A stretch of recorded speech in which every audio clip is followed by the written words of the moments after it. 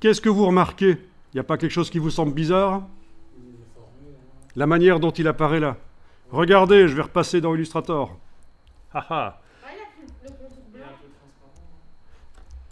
Voilà, le vert n'est pas celui que j'avais choisi dans Illustrator. Dans Illustrator, c'est ce vert-là. Dans InDesign, c'est tout à fait autre chose. C'est un vert un peu cactus, alors que ici, dans Illustrator, c'est un vert vraiment manga. Voilà.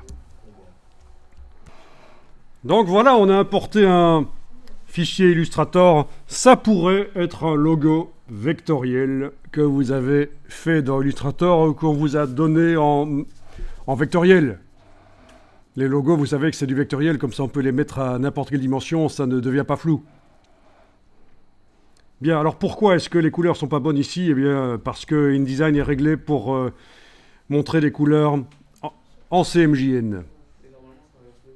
Non, en fait, dans InDesign, techniquement, dans InDesign, on peut mettre tout ce qu'on veut. C'est ce qu'on appelle un logiciel qui fait de l'intégration, c'est-à-dire qu'on peut mettre des images RVB, des images CMJN.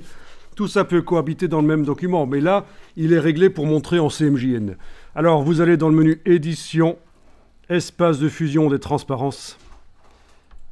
Donc, on est dans InDesign, menu Édition, Espace de fusion des transparences. Et vous choisissez Espace RVB.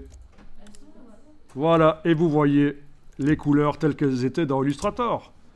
Ben oui, ça sert à quoi de faire des couleurs vives dans Illustrator? En ayant changé le mode couleur dans Illustrator, on est passé de CMJN à RVB. Ça sert à quoi si dans InDesign, on n'arrive pas à les faire apparaître?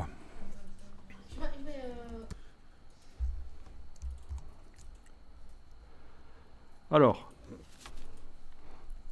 testez ceci, déplacez-le sur le bandeau. Voilà, ça peut même déborder. C'est pas un problème.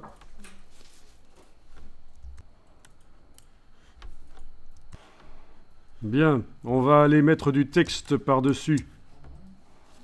Donc, si vous prenez l'outil texte et que vous cliquez par-dessus, ça va marcher, ça va marcher.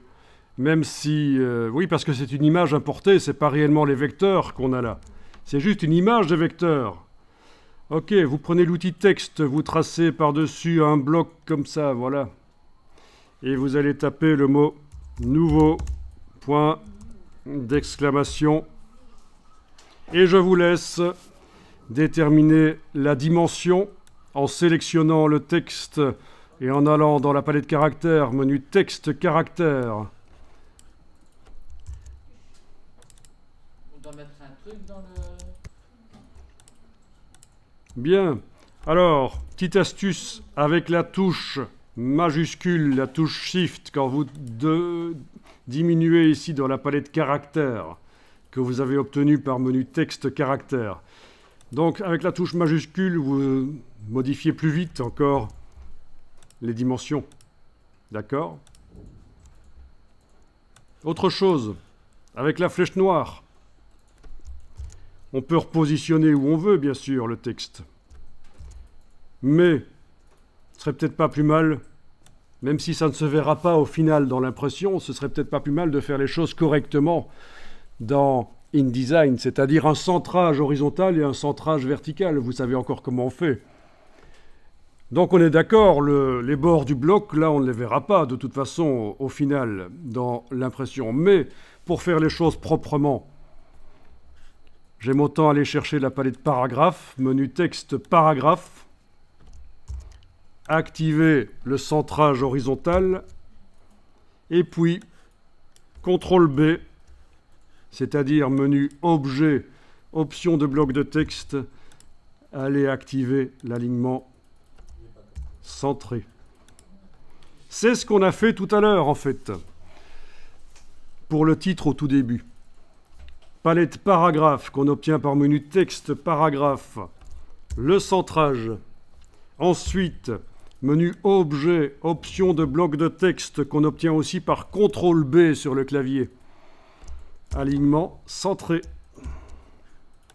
Et donc vous avez le texte qui est centré dans son bloc et c'est pas plus mal. C'est-à-dire si quelqu'un d'autre trouve votre document InDesign et que vous avez centré, c'est quand même plus propre. C'est plus professionnel de faire comme ça.